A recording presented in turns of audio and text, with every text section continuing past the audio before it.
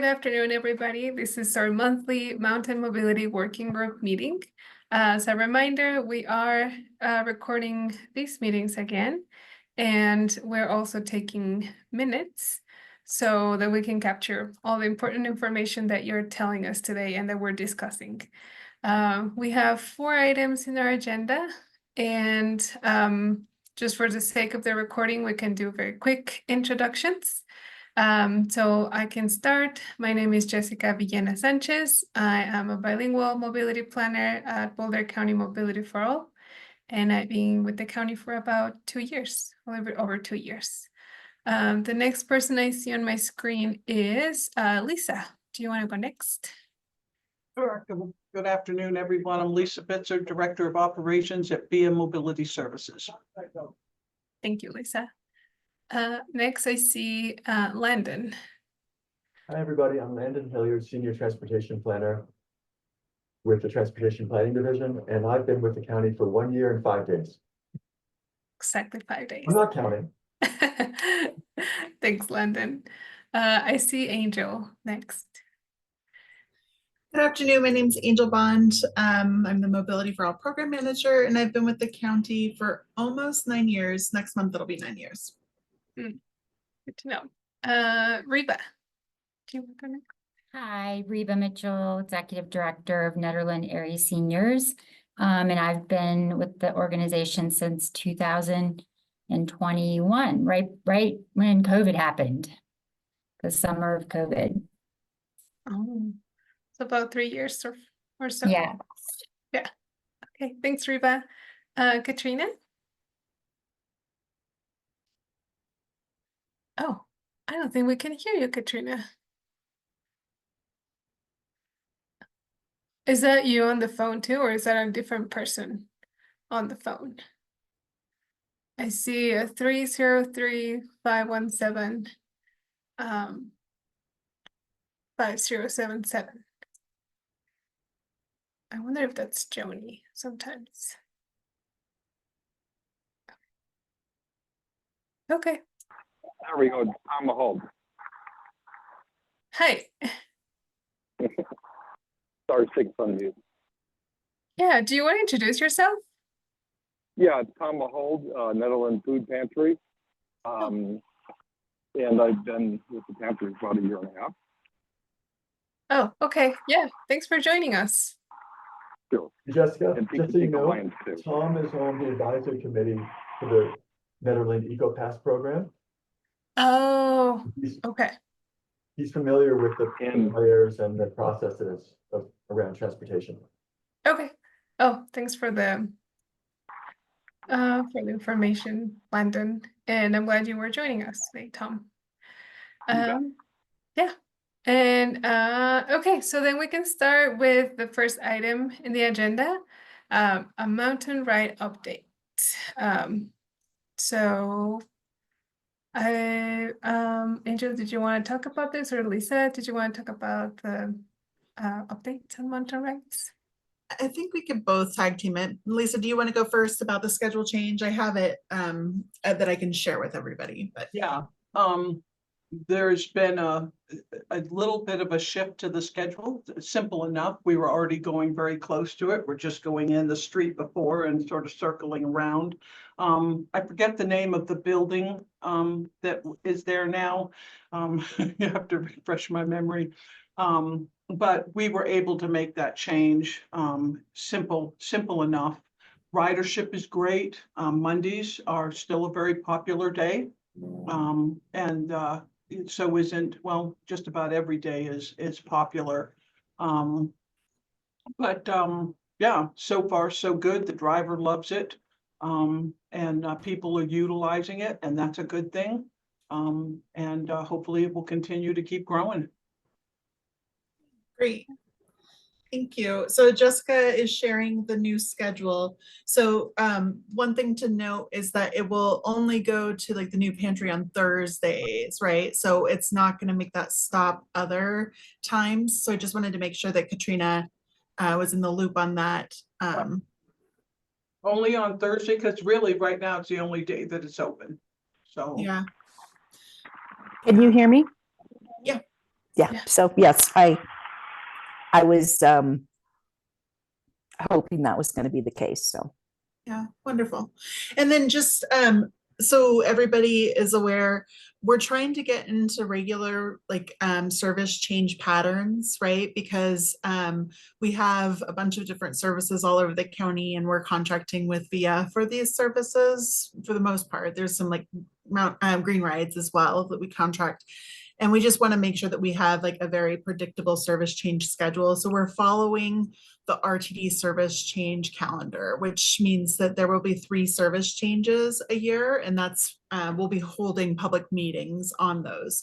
So the first one is in January, and then we have one in May, and then we have one August, September timeframe. So so this one will be like the service change for the August, September timeframe. But just want to make sure that we're not like yeah, that we have some federal funds, we have to hold public processes and we have to have it announced to everybody that they have the opportunity to provide feedback. So there's just a lot more like strings attached with some of our federal funds. Anybody have any questions about those service changes?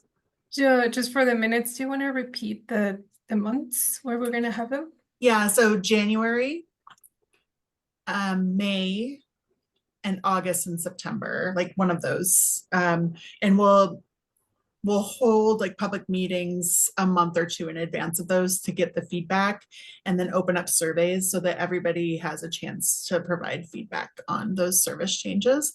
And I will go ahead and share my screen with some slides that I pulled together.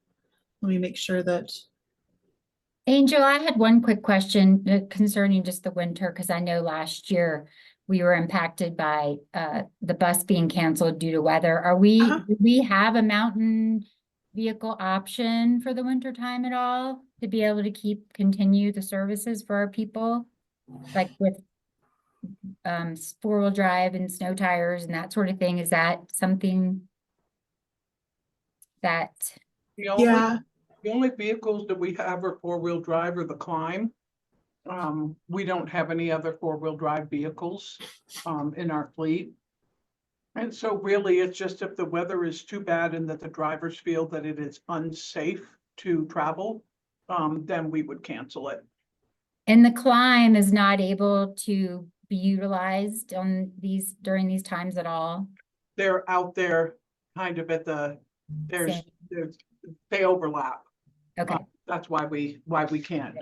Okay. And I mean, I do think that this is another thing to make sure that we get on the radar for the transit plan and the need for in like long range, long term, make sure that we are thinking about what types of vehicles we have in the mountains. So definitely we know it's needed, and it is harder to get all-wheel drive vehicles with federal funding just because there's a list of like approved vehicles that are easier to purchase through like they're approved like by America and everything. And there's just not a lot of demand for all-wheel drive like by America transit vehicles. So it had to be like especially ordered for the Climb, I believe, right, Lisa? Is that accurate? It did. And right now it's hard getting vehicles on a good day for any reason. I have 20 vehicles that are coming to VIA and I've had them ordered since 2022 and I still don't have them. Yeah, there's huge delays on vehicles. COVID really put a lot of small bus builders like out of business. And then there's the shortage of microchips, which are needed for the buses. Yeah, so there's huge delays. I saw. How often is the Climb being used? I'm just curious. Say it again. How often is the Climb being used to come up here to the mountains? It's 5 days a week. 5 days a week. Okay. Yeah. And just a little background context, we launched the Gold Hill Climb at the same time that we launched the Peak to Peak Climb. And the Gold Hill Climb had a lot more success at getting kids, primarily like kids, to go to school in Boulder, whereas the Peak to Peak Climb they ended up having like 2 regular riders. And so we weren't able to continue the Peak to Peak Climb because of the lack of demand, whereas the Gold Hill climb continued to have the demand that we needed to sustain it. So I think that's an example of like trying pilots. Yeah, You don't always get the ridership that you need, and we could have done things differently, I'm assuming, with the peak to peak climb as well. okay. Yeah. Thanks. Yeah, no problem. And I will share with you all just some graphs. So I shared this at the public meeting. So can you see my screen here? Yes. Okay, great. So this is the ridership. So we've had over 1,000 trips in the first year of service. So this is just July to July. There was that little dip in January because we had the turnover of the drivers and we had to find a new driver. But on the whole, like ridership is growing, continues to grow. We looked a little bit at the days of the week. So Mondays just launched on July 1st, but they already have an average of 12.44 trips per day. So a little over 100 trips total on Mondays. Wednesdays are by far our most popular day. We have an average of 13.17 trips per day for Wednesdays. And then on Thursdays, we have an average of 11 trips per day. So that's just kind of the breakout by day. And then on the second tab of the ridership that, that Bob sends out are the pickup and drop off locations. So these are the pickup locations. It looks like BNF, the Caribou Village Shopping Center, is one of the top locations. The Ward Food Box is the top location for pickups. And then the RTD Park and Ride is the third, or is the second most popular. So first most popular, second most popular, third, and I could have probably organized these a little bit better.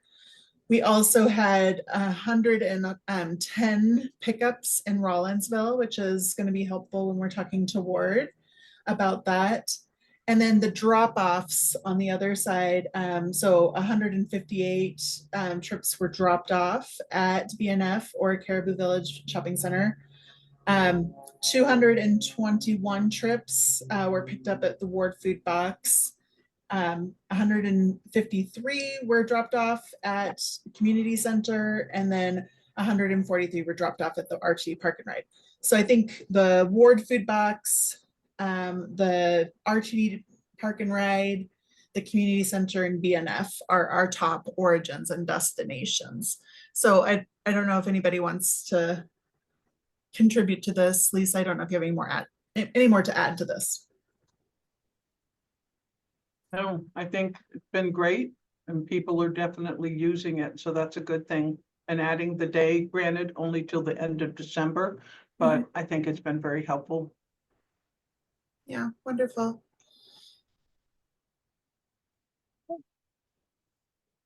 Yeah, Landon? I just want to add a comment that this group may know, but something that I've learned recently, which is commuting patterns. And in interviewing business owners around the coming of the Business EcoPass program, we've learned that many more people commute north and south along the Peak to Peak Highway rather than coming from Boulder, which I think is traditionally a lot of people came from Netherlands from Boulder, but it seems that now the patterns are different. I know I'm stating the obvious. I just wanted to add that to the conversation. So Landon, you were pretty quiet in that, so just want to Oh. make sure that I understand. So for the Netherlands multimodal plan, you all found that the majority of the trips along the Peak to Peak are commuting north to south along the Peak to Peak and not down to Boulder. Is that what I heard? Yeah, you heard that. Sorry, I'll speak up. Yeah. But that wasn't from the multimodal plan. That was just from Landon talking to businesses. The multimodal plan didn't go much outside of Netherlands. Okay, that's good to know. Yeah, and I do think that there's definitely an opportunity to, let me stop sharing this, an opportunity to provide feedback to CDOT. So I will put in the chat a link to provide CDOT's doing a connectivity study for their busing and outrider system. And so I would recommend that people along the Peak to Peak respond to that saying something about a peak-to-peak service, outrider service perhaps. Because if it's really hard, as we have talked about before with grant funding, to spring a new idea onto a grantor, like without having backup planning justification, right? So this wouldn't be guaranteed that there would be a service, but I would recommend putting those comments in that response. And I will send you, I'll give it to Jessica to send out after this. And related to that, I just want to add, again, I'm a newcomer, so I learn things, and you all know this already. But the peak-to-peak byways study, looking at the gambling towns all the way to Estes Park, is a effort led by or supported by CDOT, and transportation is one of the elements that is being considered. So I think there could be some nice dovetailing between this byway study of kind of what's it called, a creative corridor study, and what you just mentioned, Angel, about the surveying or connectivity study by CDOT. Do you know if the CDOT connectivity study has been released, and if there's an opportunity now for Nederland folks to weigh in? There is, Jessica just put it in the chat, and I'm just Okay. gonna put some not technical, but like I'll put like specifically what I recommend you say, because it looks like there's opportunity from Idaho Springs to Estes Park. So I would tell CDOT that you'd like to see an outrider service, outrider bus from Idaho Springs to Estes Park.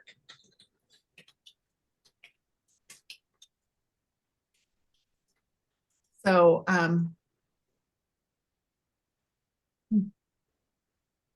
and I know that there's you, Katrina, you have a really robust network on like NetHeads, but it'd probably be good to get people to talk about that peak-to-peak transportation need versus down in the valley. I'll work on getting that out to the groups, and I'm vice chair of the Scenic Byway Committee, so I'll make sure that all our folks along the peak to peak also have that link and understand the importance of commenting. Yeah, thank you. And again, it's an iterative process. CDOT had their 5-year transit plan, and this connectivity plan will go into their next transit plan as their priorities. And they're looking for more funding to expand Outrider, because a lot of the Outrider trip or buses have been pretty successful. Most of them are human services trips, which means that they're not great for commuting necessarily, but they're great for getting people to doctor's appointments. But yeah.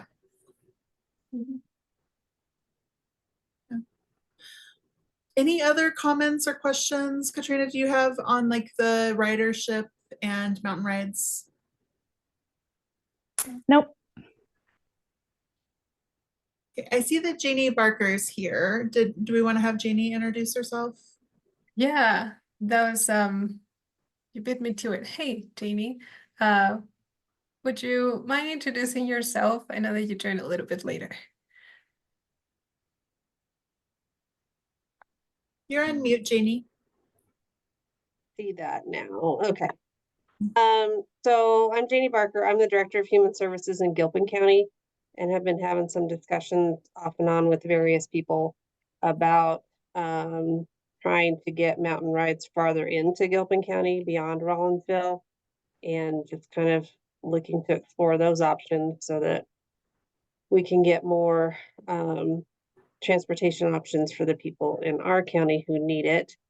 And I agree. I think a lot of the ridership might be for doctor's appointments or appointments for human services. A lot of our clientele struggle with being able to get services, and we don't really have anything here in Gilpin. So a lot of my caseworkers' time is spent taking people down to Denver or Boulder to go to evaluations or go do UAs or whatever. And so we're definitely interested in something. And I did want to mention, I'm on the opioid council for, I don't remember what region it is, but it includes Clear Creek, Jefferson, and Gilpin. And one of the things we continually are identifying as a need for especially Gilpin County and Clear Creek is transportation options. And so I don't know, our grant opportunities are not open right now, but they will be at some point. And I'm wondering if this is something that we could ask for some grant money to try to help pay for some services for transportation for Gilpin County. It might be an option in the future. So Janie, I didn't catch what was the grant funding source that you were talking about? It is the opioid council. Okay, So G-Rock is it's the Gateway to the Rockies Opioid Council is our region. Again, it's not Boulder, but it is Clear Creek, Gilpin, and Jefferson County. And so we are given multi-millions of dollars from the opioid settlement to try to get treatment stuff, prevention things, just different areas to try to help prevent and avoid some of the opioid consequences that are happening. And so there's quite a bit of money out there. And so we're trying to figure out the best ways to spend that. And we keep identifying transportation as an issue. So, yeah. and I know that, obviously money's an issue of trying to be able to pay for mountain rides to be able to do more. And so, I don't know, it's just a thought for in the future. Yeah, I do think that, we would love to connect with you all to help co-fund mountain rides to expand service potentially. So where it stands now, Via Mobility Services has secured a grant for $80,000, which requires a 50% local match, and Boulder County is providing that $40,000 local match for the grant. And so that $80,000 does not include the Mondays, right, Lisa? It just includes the Wednesdays and Thursdays. But VIA has gotten additional 5310 funding, which is for rural transit agencies. And they're able to add the Mondays through the end of the year. So, I think that since Mondays have been pretty successful, I don't know what justification you would need for the opioid grant though. Does it have to have a connection to I don't know, treatment centers, or what is the crux of the grant? I'm not really sure. The council's pretty new. I think this is our second year, and I was not part of it the first year, so I just joined it about 6 months ago since I've been the director, and just trying to figure out exactly what they do, number one, and what their grant process looks like. And it looks like they did award some grants in April. And so I'm wondering if that's the time frame that we're looking at for awarding different grants again. But again, I have no idea how, if it's okay that it also benefits, Boulder County, Nederland residents or whatever, or does it need to be specifically for Gilpin? I don't really know the whole criteria for that. I could definitely try to figure that out and get more information on that. Yeah. So I think that it would be good to know, and maybe Katrina, you've already had this discussion with Jeannie, but when you say it, you would like to see mountain rides go farther into Gilpin County, where are those key anchor destinations or origins that you would like to connect? I think just off the top of my head, the community center is definitely a hub for people. I think either the library or the human services building, we aren't that far apart from each other, would be another stop that I think would be good. I don't know if we'd want to look at going all the way into Blackhawk. There are casino buses that go down to Golden, so sometimes people will take that kind of as public transportation. So I'm not really sure about how far we would want to go. The community, Gilpin County, the Gilpin Community Center has a lot of things that the Nederland Community Center doesn't have. So I do know there's quite a few people who head that direction or would head that direction from Nederland.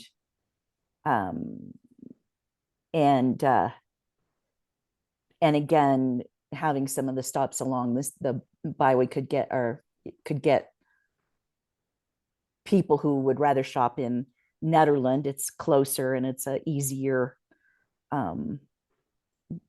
place to get to if there's a bus, like we saw with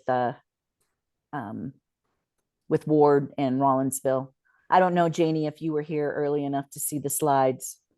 That Saw a few of them, yeah, with the ridership, yeah. Yeah, so and we do get handfuls of people who come to the Human Services Fair.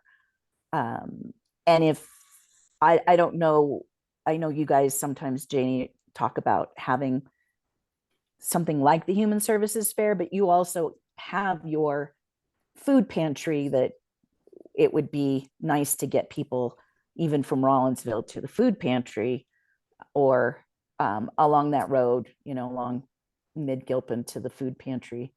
It Right. could be helpful. Yeah, and the So- food pantry is very close to the community center, and actually the one we're looking to build will be right across the street from there. Yeah. And we are gonna start doing quarterly pop-up food pantries in Rollinsville. Nice. Oh, nice. I think November is gonna be our first one. We're working on a lot of details on that, but, Yeah. so that's another thing that we're thinking about. And then I know our community benefits staff is going to be joining, the Human Services Fair in Nederland. Since you guys already have it set up, they're gonna be joining as well in case there are people from Gilpin interested in applying for benefits or redetermining their benefits as well, so. Great. Thank you. Well, we're really happy to see you, Janie. Thanks for showing up to this meeting. I know that we were wondering who's the right person from Gilpin County to really connect with, and it seems like you have that community lens on like all of the needs. Yeah, so we really appreciate you coming. And they have Yes. a great grant writer. I don't know if she's back from maternity leave, but Jamie is really good. Yeah. It is really good. They'll be back Yeah. October 1st. Yeah, so she with a little help could identify some stuff, or if she has questions. And again, there's lots of examples of cross county line collaborations, and it just makes sense. So Yeah. Janie, it will, there are things that we'd have to do it, but Right.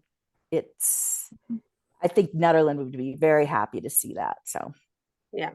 Yeah. I figure it can be done. yes. Yeah. Great. Okay, well, thanks again, Janie, for joining us and for telling us a little bit more about the needs and what you see in Gilpin County.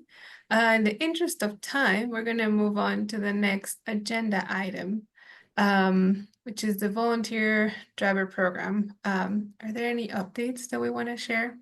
Yeah, so we are still in the contracting IGA mess, but what ended up happening is the town of Nederland looked at the insurance requirements to be able, which came down from DRCOG, which ended up, and I'll put them in the chat, like what they ended up being, but they talked to their insurance agent to see how much it would cost to update their insurance requirements to oversee a volunteer driver program.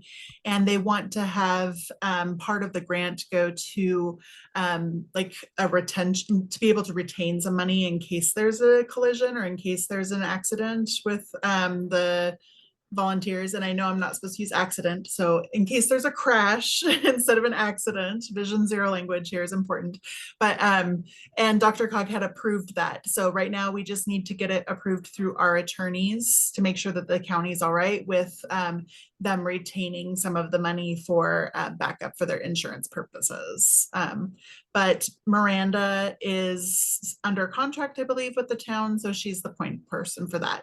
So we got the go ahead last week, and hopefully we'll get the go ahead this week from our attorneys to move forward with the contracting IGA. So once the IGA is signed, then what will be the next step? Once the IGA is signed, the town of Ned is going to be hiring a part-time consultant to be able to work on the project. And then we will have FHU, which is a consulting firm. They will be working on like the technical aspect of the volunteer driver program, getting the like internal manual set up, all the guidelines, all the internal policies. Okay, thanks for that update. And for working with the attorneys and all the behind the scenes work that needs to be done before, you know, the actual launching. So, Thank you. yeah. And then we have another item. This one is the EcoPass business program for Netherlands. Landon, would you like to share some updates? I'd be happy to give a high-level summary. How's my voice coming through? It's much better now. Okay, good. So, as you may know, voters approved a extension of property tax in November 2023 for the residential program of EcoPass for the town of Nederland, and created a new business EcoPass program that we're working now to stand up. And so the plan is to have distribution of the passes sometime this fall. I'm keeping it intentionally vague. And what we've done just today, in fact, is working with coordinating with the town of Nederland staff. We're seeking a head count of all employees in the Nederland EcoPass district. And so Karina McLeod with the town has sent a massive email with the survey to bring back information, basically an employee head count of full-time and part-time employees. From there, we'll enter into a contract with RTD for a business program starting in 2024, but certainly in 2025. And then the next part of this process will be some kind of communications and then distribution of the passes. We're working closely also, in addition to with the town, with Eldora Mountain Ski Resort, knowing that they're the big bear in town and have almost 700 employees compared to a lot of the smaller shops. So they're a big player and an important contributor and collaborator with this. So we're excited about the prospects of bringing EcoPass, and we're just laying the groundwork. The program has not started, and there'll be a big release of information when we know more about the timing.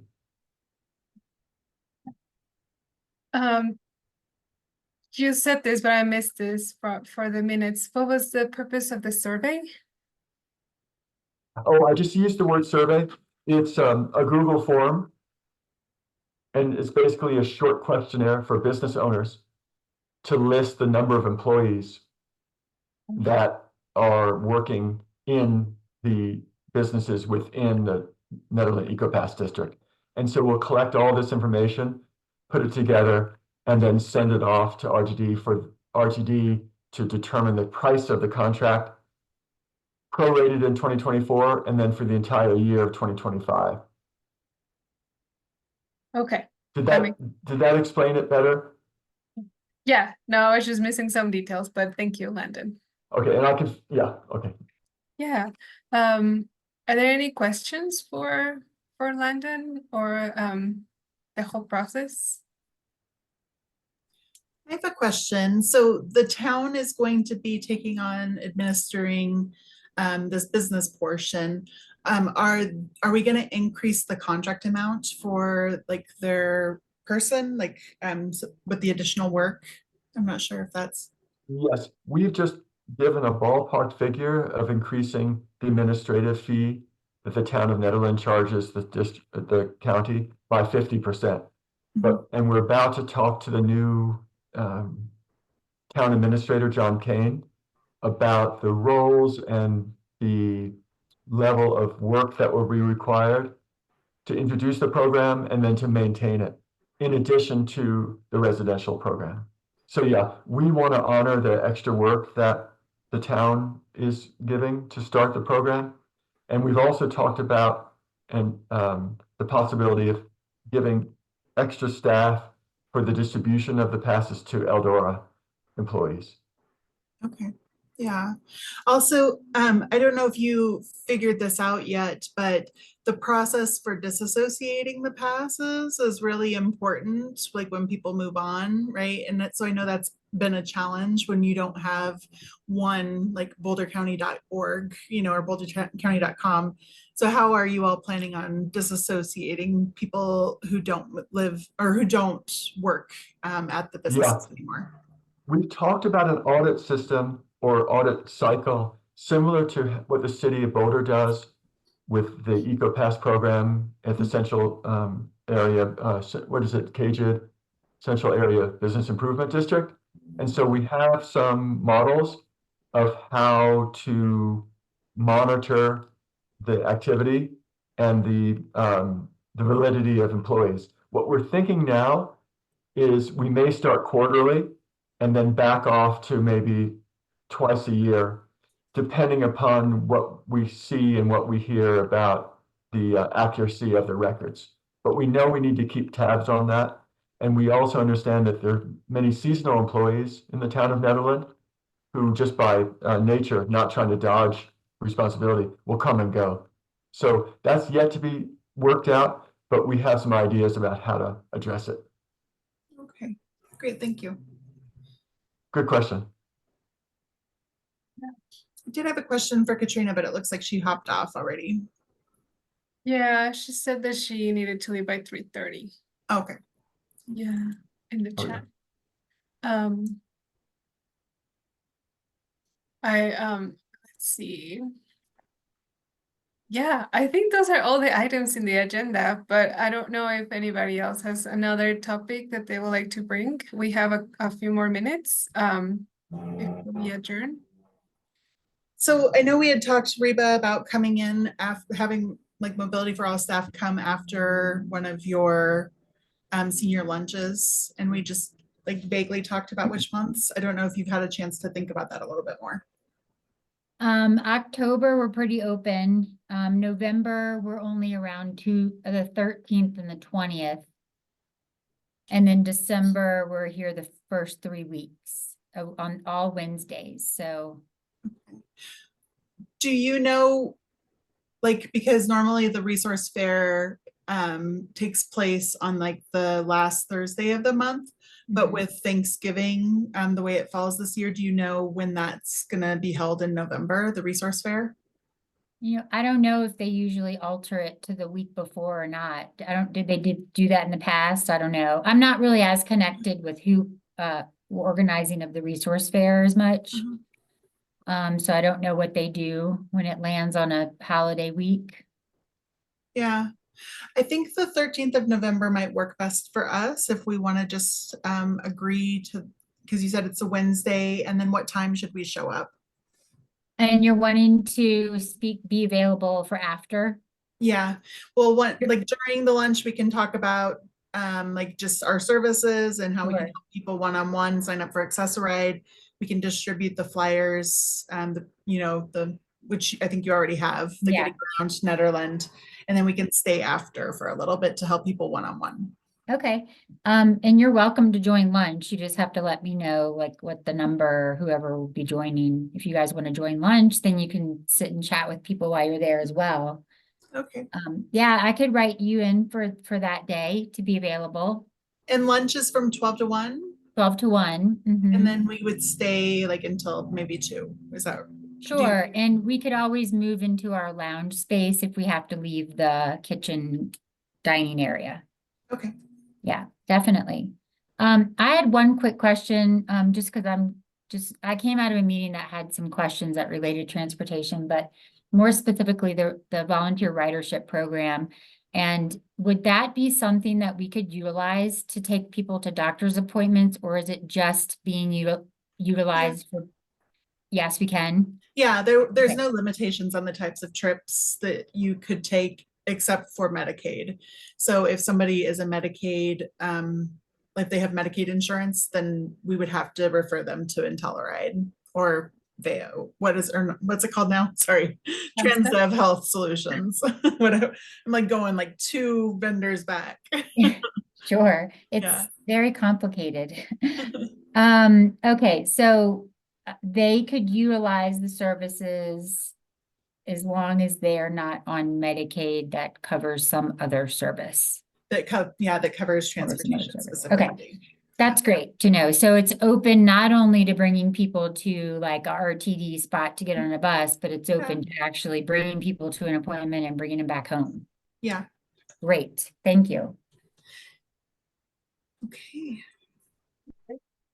All right, so then we can add November 13 to our outreach calendar. And then we can be in touch with you, Reba, closer to the date. To see, like, do you know how many people or so we can expect, or does it really depend on the month? We have anywhere from 25 to 50 participants at a time. Today we had over 50, but we did have Allen's Park older adults join us for their peak to peak leaf tour. Oh, Yeah. that makes me feel jealous. And I see you have your hand up, Landon, but before I forget, Reba, so And when we get closer to that date, I can give you an idea of what our RSVPs look like for the number. do we need to create flyers?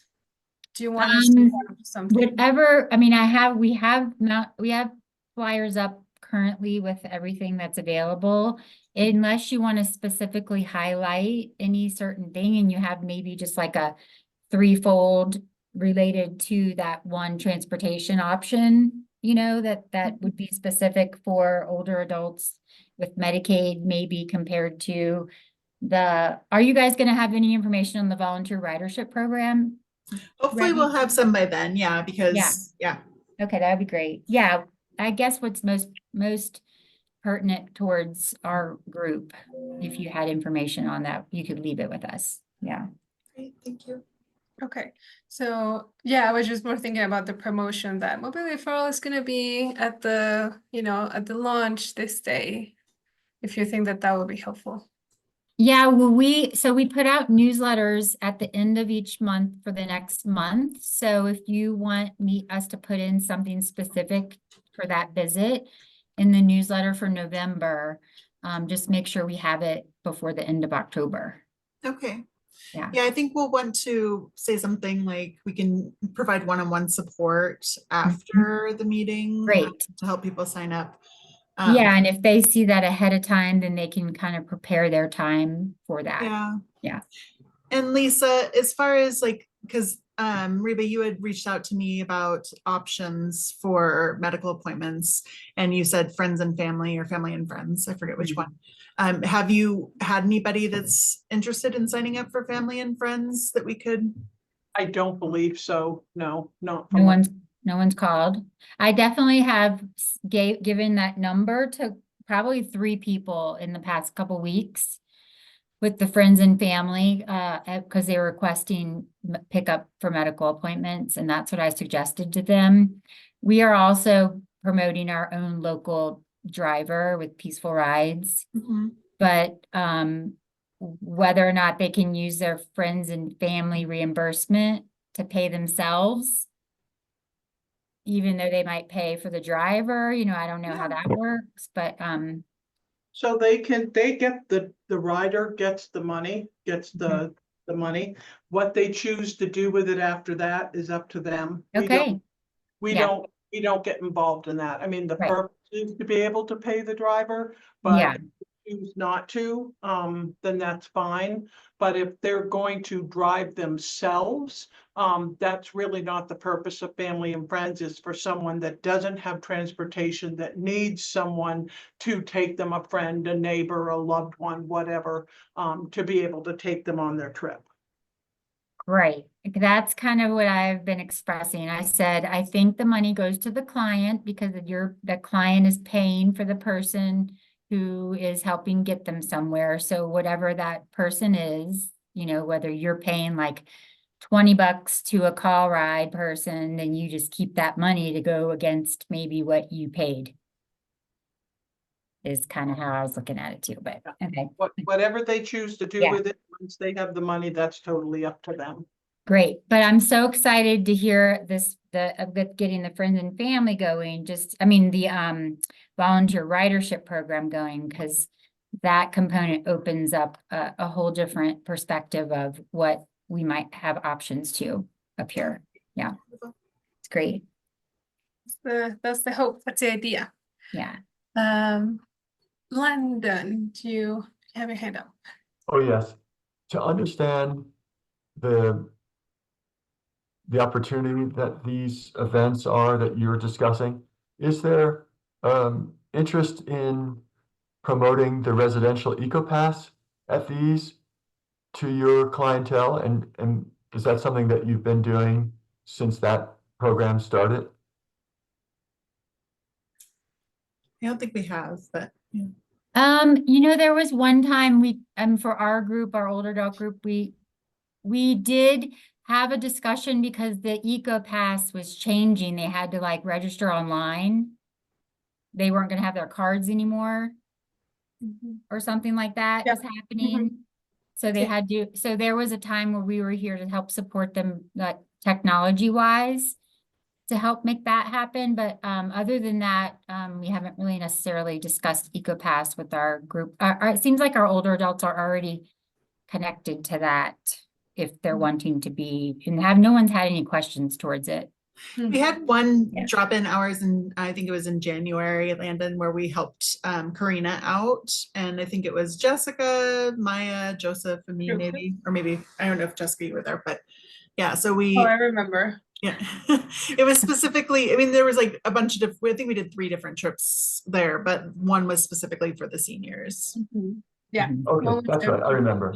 Yeah. I'm just thinking that with the change of RTD's approach, where the smartphone EcoPass is not predominant and that the old-fashioned plastic card is acceptable, there could be some interest in the older adult group to rethink about EcoPass, given the value of being able to take the NB bus and go to Boulder for different occasions.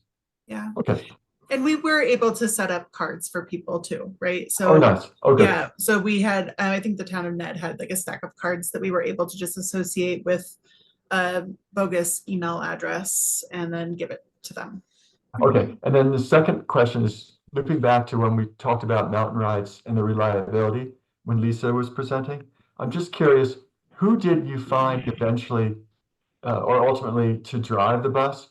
And if that person is not available, back to the winter time and flus and all that, is there backups for that person for mountain rides this winter?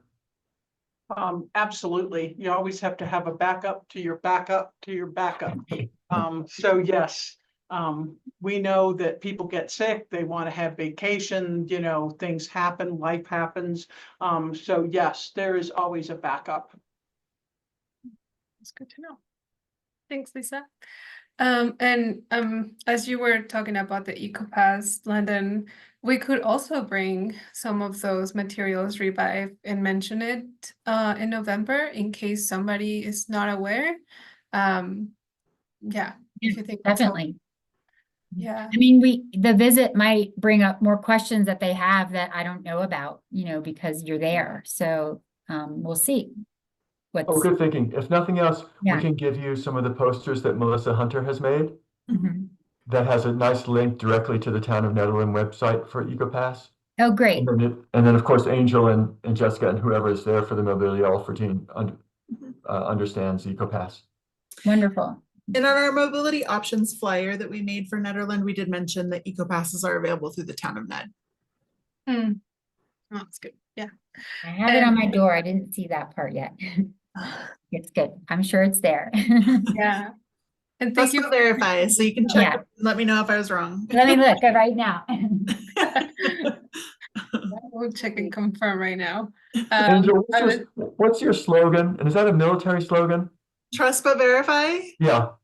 It's an Eisenhower quote about the Open Skies Treaty. And then Reagan used it a lot. So it's a saying with like a lot of the arms control, like, because, you know, I had a past life in arms control. So we would Right. always just say trust but verify, which means you're not really trusting, but you know, you're verifying. Actually, Angel, where is it on the poster? It's under RTD. I thought we changed it to where under RTD we said EcoPass is available through the town of Ned. I don't even see RTD on the poster. It's the first one. It's the NB. Oh, yeah, I see it. Okay. Give me a heart attack here, You are Reba. correct. It is on there. It took me a while to see it. So now I know it's there. So I've definitely been directing people to this poster. Okay, It's like great. on our door to our office. Like, Yeah. it really helps clarify things for people. Really appreciate it. And So Reba, don't you over- find it's an attractive poster? Oh, it's so I mean, beautiful. colorful, easy to read. is. It's all there. It's rich. Mhm. Yeah. Melissa did an amazing job on that. Yeah, very Yeah. helpful. And now like I'm fine tuning on everything. So I know where it all is now and to see where the RTD piece is and the EcoPass. Yeah. Thank you. Everybody's like, there's no RTD here. I'm like, what? Well, it doesn't say RTD, it says bus routes. Yeah. Yes. Oh, okay. No. Got it. Awesome. Thank you. And thank you for picking them up last time when you went to Boulder to our offices. And then I was just remembering when we went over there for the EcoPath, and I said that I really remember that day because I knew that there was like a freeze coming up or like a big storm coming up. And I remember just driving back with Joseph, and I was like, oh my God, we need to get out of here before the blizzard. So The blizzard that comes. was Yeah. fun. You'll get Yeah. stuck in the mountains with us. Yeah. Hopefully you have an extra room there, Reba. And We some can extra fit you in lunch. somewhere. We can fit you in somewhere. Yeah, and Tom, I saw you hopping on and off, but I think we are adjourning the meeting unless anybody else has any other comments. But thank you all for joining and thanks for your comments. I'll send the minutes by the end of the week, before the end of the week, and keep in touch with you, Reba, about like details for November 13th. Sounds great. Yeah. Thanks. Thanks. Thank you. Have a great day. Happy fall.